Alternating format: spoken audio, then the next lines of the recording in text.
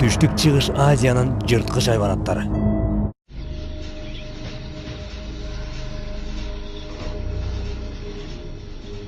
Бул аймак аянты боюнча Европадан 7 эсеге чоңдук кылат. Эки океандын алкагына татып, 14 000 чарчы чакырымды чапчыйт. Көпчүлүк бөлүгүн жылуу суу агымдары ээлейт. Бул жердин жашыл экосистемасы ар кыл жаныбарлардын жашоо шартына укмуштуудай ыңгайлуу шарттарды түзүп берген. Бул түштүк чыгыш Азия.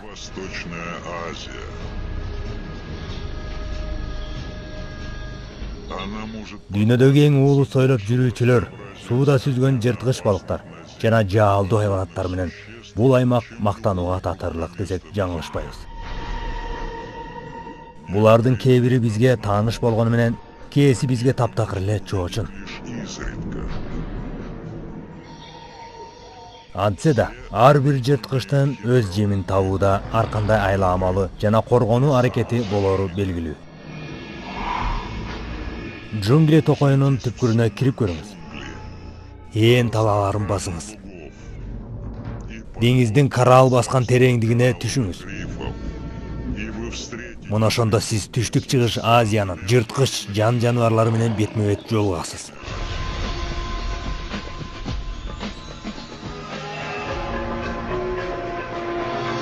Түштүк чыгыш Азиянын жырткыч хайванаттары.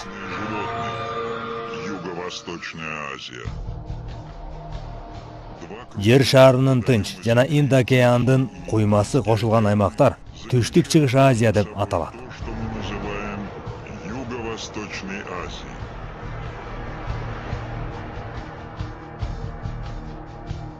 Бул жер Түштүк чыгыш Азиядан тарта Австралияга созулуп, Индонезия аралдарын өз кучагына алат.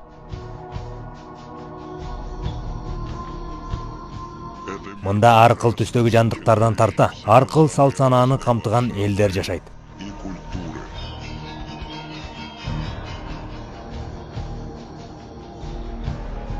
Джунгли токойлор, түзөң талаалар, жанар тоо тизмектери жана сырдуу жаратылышын көргөн адамдын суктануусун жаратат.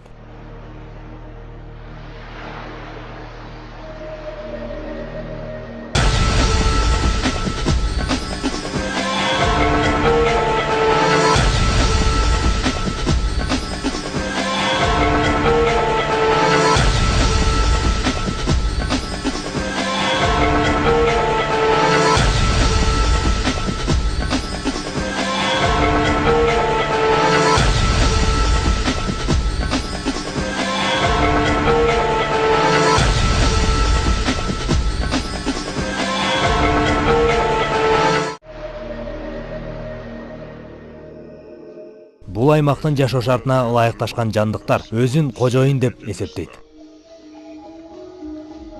Анткени алар кол салууга, олжосун кармоого жана коргонууга ыңгайлашкан жырткычтар.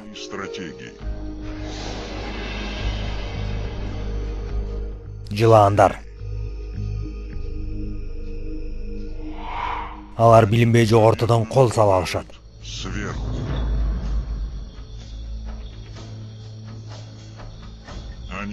Жана дыйканчылык талааларда, керектес адамдар менен жашаган жайларда кошуна жашап келишет.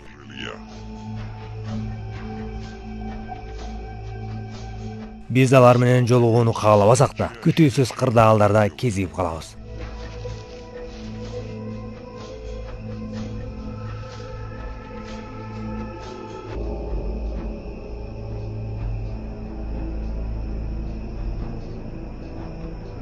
Коркунуч туулган кезде түйүлүп секирүүдөн алар уусун чачып коргонууга мажбур болушат.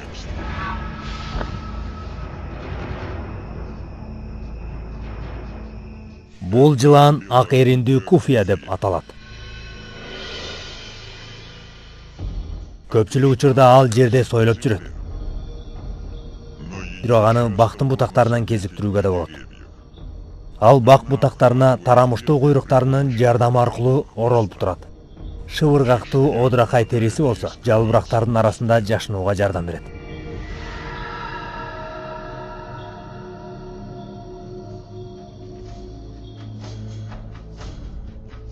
Бул жылаан түштүк чыгыш Азиянын баардык аймагын мекендейт. Жылаан чаккан кокустуктардын дээрлик жарымы дал ушул ак эринди куфия жылаанына таандык.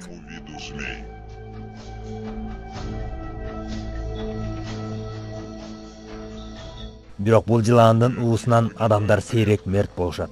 Ал эми куштар, бакалар жана келемиштер бул сойлоп жүргөн жырткычтан өтө эле көп кыргынга дуушар болушат.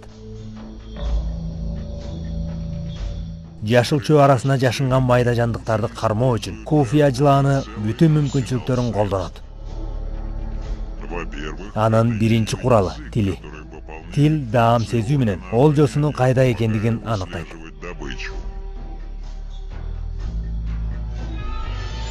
Тилин созуп чыгаруу менен абадагы олжосунун денесинен чыккан бырындыларды кабыл алып, анын жегенге жарамдуулугун биле алат.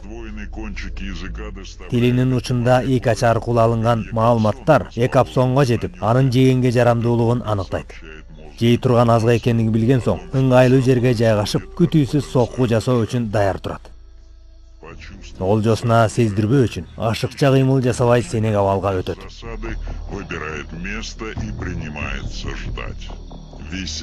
Серпилүү үчүн спираль түрүндө туруп, олжосун кыбыр эткен кыймыл аракетине чейин көз салып, кол салуу үчүн ыңгайлуу кезди күтүп турат.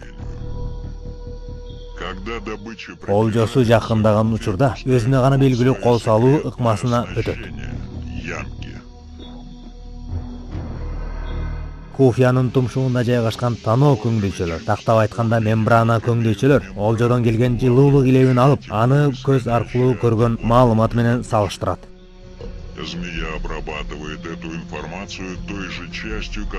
Жыйынтыгында жетишерлик маалыматтарды топтоо аркылуу олжонун термоэлеси такталат.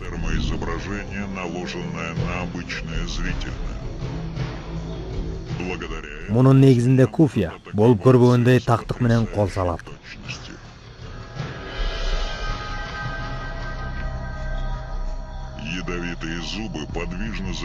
Ооз көңдөйүнүн үстүнкү жагында жайгашкан уулуу тиштери кол салуу учурунда чыгат.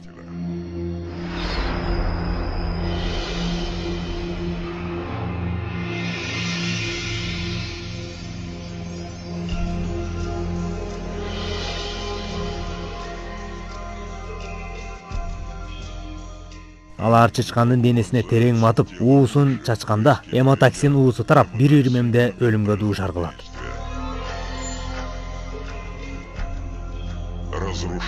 Жарылган кан тамырлар жана кансыроо чычканды өлүмгө себепкер кылат.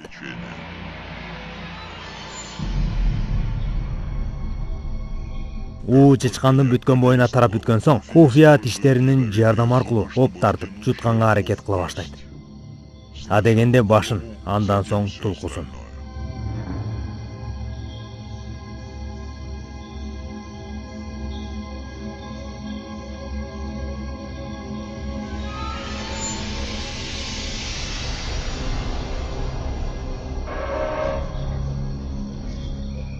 Мүмкүн бул жылаан башка жандыктарга караганда адамды көбүрөөк азык катары колдонушу ыктымал. Бирок эң кооптуу эсептелген жылаандын аты таптакыр бөлөк жылаанга тиешелүү.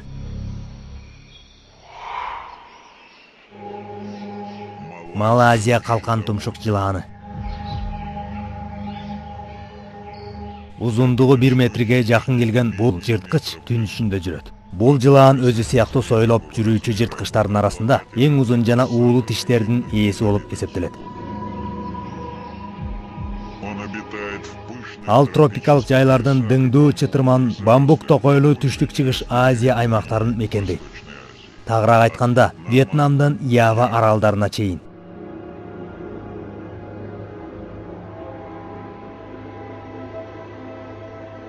Кээде жайыттарда, каучук плантацияларында жана элдер көп кездешкен күрүч өстүрүү талааларында көп кездешет. Рисовых полях, где полно добычи и людей. Куфиядан айырмаланып, бул калкан тумшук жылаан көбүнесе жерде сойлоп жүрөт.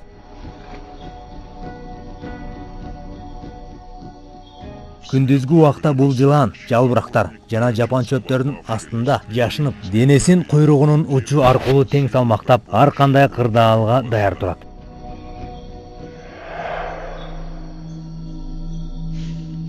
Адамдар үчүн эң коркунучтуу учур капилеттен жазатайып, аны тебелеп алуу.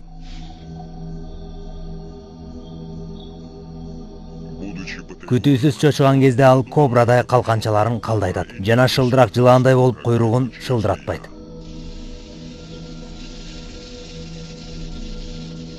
Ал эскертүүсүз кол салат.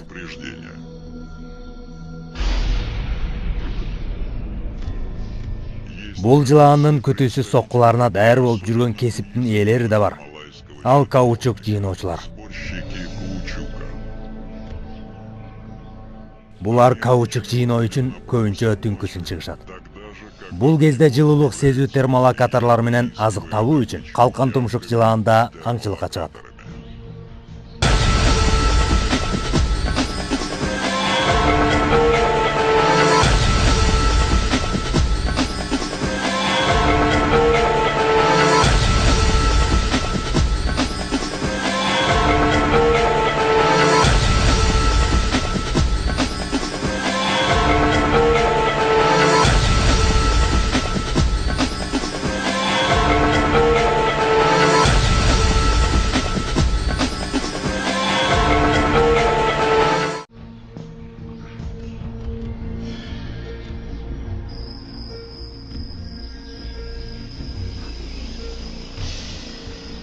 Жылаандын жылуулук сезүү термолокатор оюкчаларынын күчтүүлүгүн мындан билиңиз.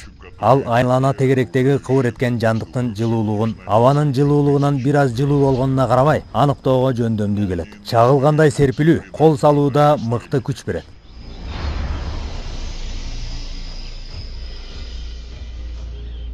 Таноочулор тактыкты. Ал эми уулуу тиштер өлүм алып келүүчү жырткычка айлантат. Бул тиштердин узундугу 2 сантиметрге жетсе, андагы уу дүйнөдөгү эң уулуу токсин болуп эсептелет.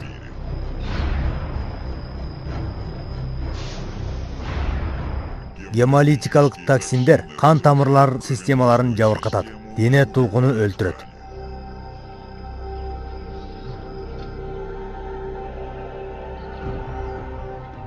уу олжонун денесинин ичин эритип эзип жиберет. Мындан улам жылаан олжону оңой жутуп, аны бир нече күн аралыгында сиңире алат.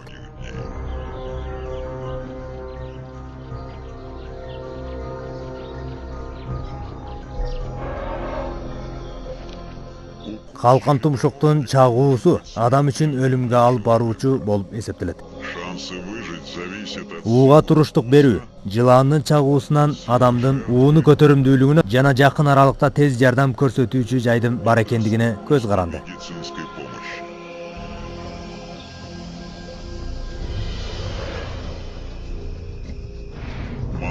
Малайзиянын калкан тумшук жылааны өзүнүн олжосун чоң тиштери менен өлтүрөт.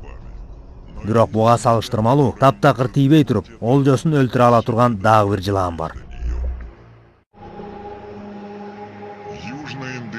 Түштүк Индонезиянын уу чачкыч жылааны өтө уулуу уусу бар болгондуктан көзгө атаар мергенде эле уусун чачалат.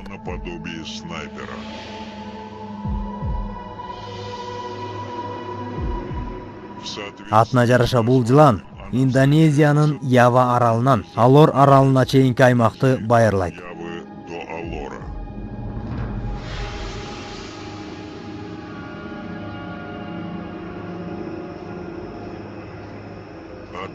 Бирок бул 1,5 метрлик жылаан жашоонун ар кандай кырдаалында жашап кетүүгө ылайыкташкан.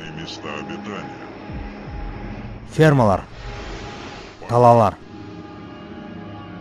жана шаар чөлкөмдөрү. Адамдар жашаган аймактар кемирүүчүлөр үчүн өтө ыңгайлуу болуп эсептелгендиктен, кобралар үчүн алар эң сүйүктүү азык болуп саналат.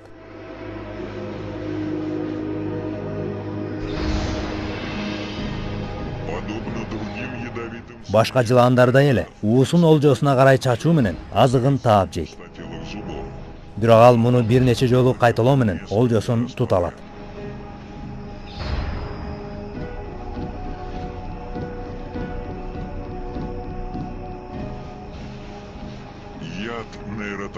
Нейротоксин уусунун таасири нерв системалардын байланышын үзүп, булчуңдарын Сенегабалга алып келет.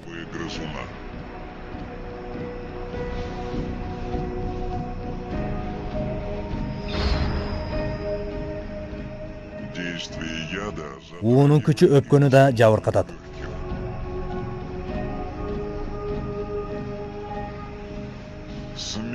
Өлүм саналуу мүнөттөрдүн аралыгында келет. Бул жылаандын негизги таянычы. Мындан сырткары анын коргонуучу куралы. Коркунучка кез келген кобранын алгачкы аракети душманын сестентүү. Биринчи эле тикесинен тик туруп, өзүнүн чыныгы көрүнүшүнөн алдаганча чоң көрүнүүгө далбас урат. Ал кабыргаларын түздөп, терисин калдайтуу менен калканчаларын жайып баштайт.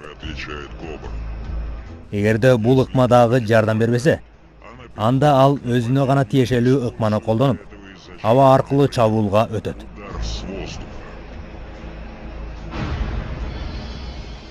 Ал уусун 2 метрге чейин чачалат.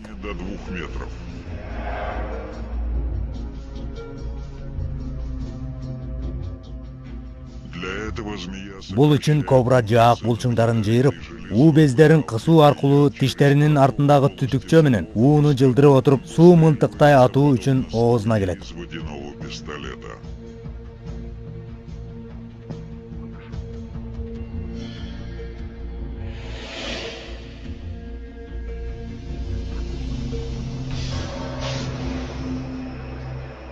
Ал териге таасир бербейт.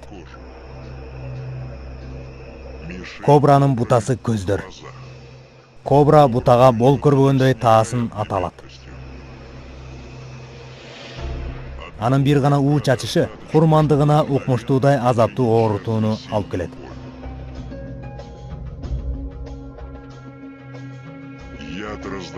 Уу көздүн чел кабыгын жабыркатып, коргонуучу мембрананын сезгенүүсүн пайда кылат жана күйгүзгөндөй оорутуп, керек болсо сокурдукка чейин жеткирет.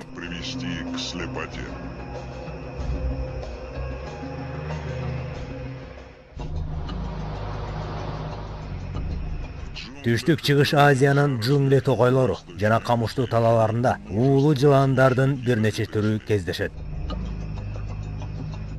Алар узун, уулуу тиштер менен куралданышкан. Ылдам ыкчам кыймылга жана